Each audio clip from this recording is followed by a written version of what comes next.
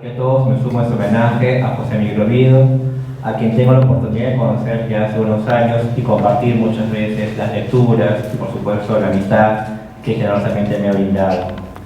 Como muchos de ustedes también pude conocer a José Miguel Oviedo primero por sus libros y ahora tengo la oportunidad justamente de sumarme a este tributo. Como ha explicado Sandro Chiri, el título de mi ponencia, bastante breve, se titula José Miguel Oviedo, historiador de la literatura. Los estudios literarios construyen su corpus crítico en tres disciplinas que permiten el análisis, investigación, periodización y valorización de los textos literarios: la teoría literaria, la crítica y la historia. En el caso de los estudios literarios hispanoamericanos, se puede argumentar que para este siglo XXI existe, por lo menos en el campo de la crítica literaria, una sólida trayectoria de textos que han permitido analizar nuestra literatura con mucho provecho. Incluso hasta podríamos afirmar que hay una tradición en ese campo, donde tendríamos como primeros exponentes a figuras como Alfonso Reyes, Pedro Enrique Sureña o José Carlos Mariátegui en las primeras décadas del siglo XX. Las otras dos figuras importantes que renovarían el campo de los estudios de crítica literaria serían Emilio Rodríguez Monegal y Ángel Rama, a los que debemos agregar los nombres de Julio Ortega o José Miguel Oviedo.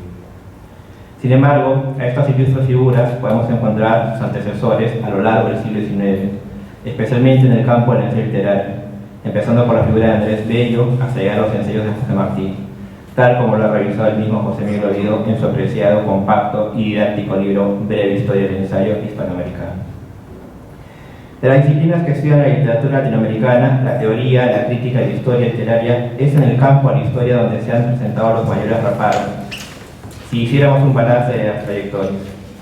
En principio, porque las historias literarias trabajan con el material procesado por la crítica y por los conceptos acuñados por la teoría.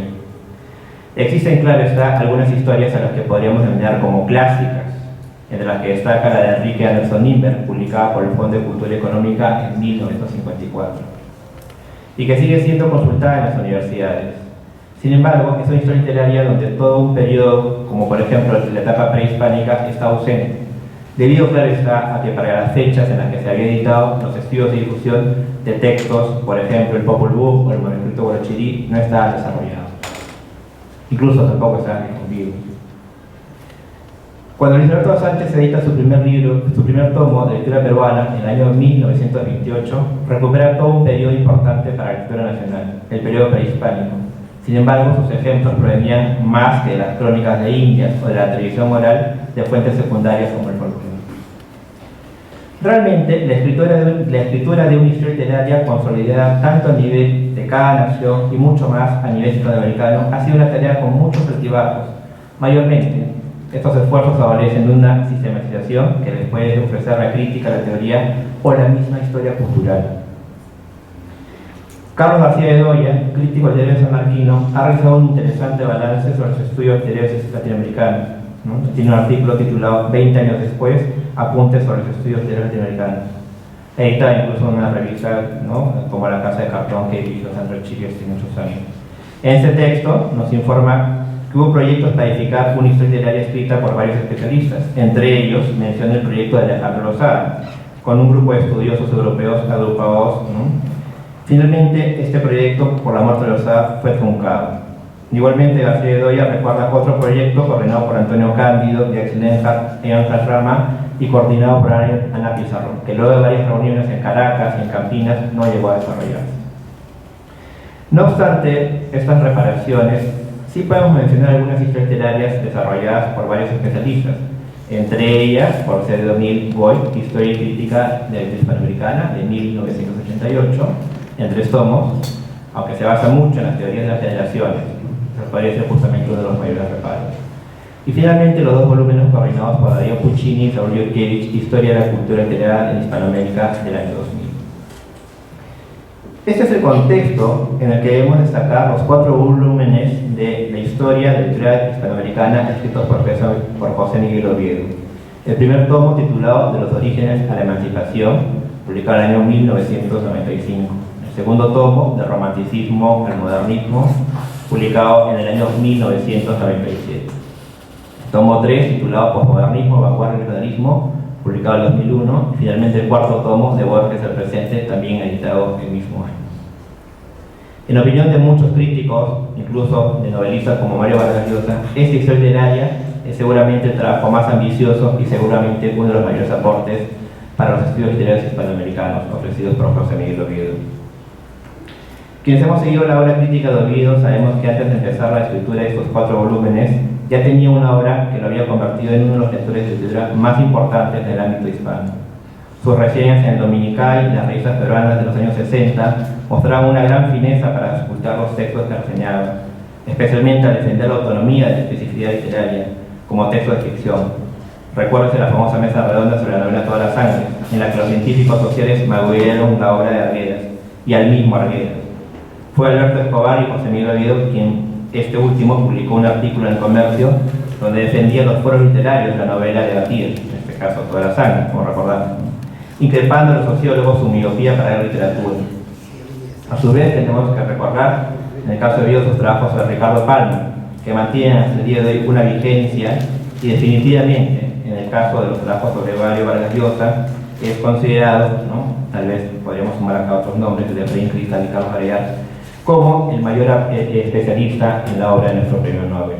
Especialmente su clásico libro, Mario Vargas Llosa, Dimensión de Realidad, que tiene 3 ediciones y que por supuesto sigue consultándose en las investigaciones sobre la obra de Vargas Llosa.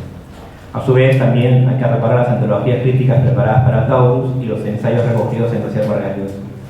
Todo eso nos ha permitido examinar realmente la obra de nuestro premio Nobel, donde incluso acuñó conceptos como el de diálogos telescópicos que la crítica posterior ha recogido. José Miguel, digamos de alguna manera, tenía la preparación, la lectura, los conocimientos y una disciplina férrea para emprender un doble reto: escribir una historia literaria de autor, nadando contra la corriente crítica, puesto que ahora se considera que la elaboración de una historia literaria es un trabajo en equipo, el que debe primar para semejante empresa intelectual.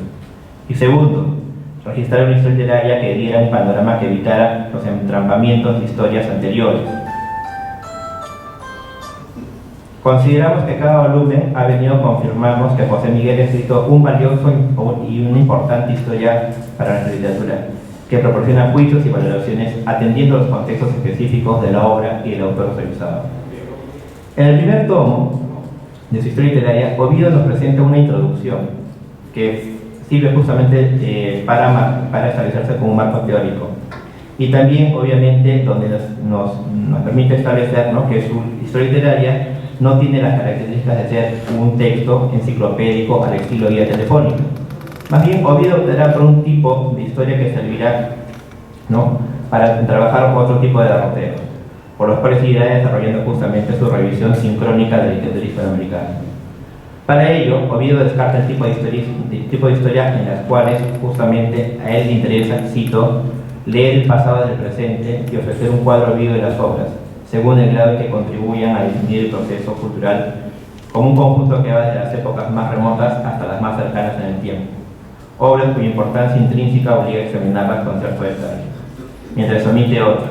Esta historia no ofrece el cuadro revolucionariamente total, de la A a la Z, hasta la Z, sino el esencial, el que el lector contemporáneo debe conocer y reconocer con su legado activo.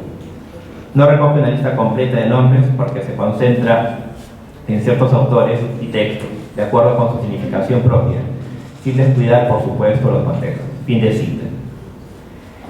Es este segundo tipo de historia literaria, ¿no?, el modelo escogido por el crítico peruano, y será justamente por estos carriles por los cuales Oviedo irá desarrollando los lineamientos de su historia literaria.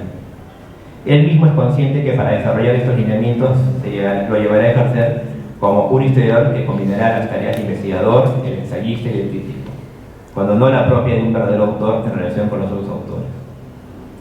Otro de los méritos que tiene esta introducción es la defensa del concepto de literatura, que se utilizará a lo largo de esta historia literaria. Como recordarán los estudiosos de la literatura, este concepto fue cuestionado en las universidades norteamericanas y latinoamericanas en los años 80 e incluso los 90, en los cuales se deslizó la posibilidad de cambiarlo por el término discurso. Para Oviedo, el concepto de literatura es válido por su tradición y significación en la cultura occidental, y además por su capacidad para resemantizarse a lo largo del tiempo y adquirir nuevos significados, sin perder su peso tradicional en nuestra cultura. Metodológicamente, Oviedo nos presenta en cada capítulo de su historia textos en los cuales obvia las notas a pie de página, con el cual evita distracciones del lector, pero asimismo también nos proporcionan, al terminar todos los capítulos, una selecta bibliografía actualizada, que además se enriquece con la bibliografía con la que cierra los 4 volúmenes de historia literaria. También debemos señalar que Oviedo dialoga con la tradición crítica latinoamericana. El diseño de su historia trabaja en el clásico y útil esquema de las regiones literarias que estableció hace muchas décadas Pedro Enrique Zurino. Para quienes trabajamos en la universidad, podemos afirmar que la sistematización que ha establecido Oviedo nos permite revisar con criterio, juicios y lecturas inteligentes lo mejor de la literatura hispanoamericana, desde los tiempos prehispánicos hasta cerrar el siglo XX. Por todo ello y por toda esa notable obra crítica, solamente me queda agradecer a José Miguel Oviedo por haber dedicado su vida a ser un agudo y apasionado lector. Muchas gracias.